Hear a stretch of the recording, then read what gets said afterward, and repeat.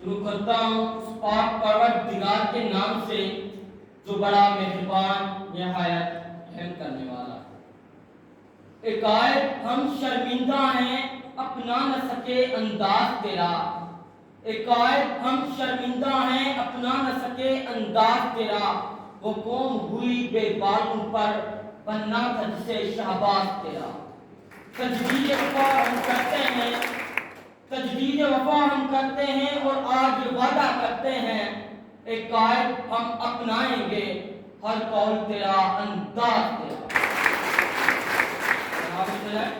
اس مملکت خدا داد کو ماضی وجود میں آئے نصف صدی سے زائد کا عرصہ بیت چکا ہے، لیکن کتنی افسوس کی بات ہے کہ ہم آج تک کسی بات کا فیصلہ نہیں کر پائے کہ ہمارے بڑوں نے اتنی محنتیں کی تو کس لیے، ہم آج تک ان جھگڑوں میں پڑے ہیں کہ ہم نے یہ مملکت خدا داد حاصل کی تو کس لیے، ہم آج تک یہ بات طے نہیں کر سکے کہ پاکستان کا مطلب کیا ہے۔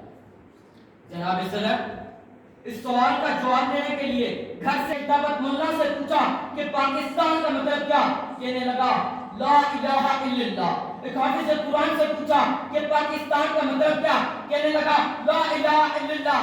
سرحد پر برسر مجاہد سے پوچھا کہ پاکستان کا مطلب کیا، کہنے لگا لا الہ الا اللہ۔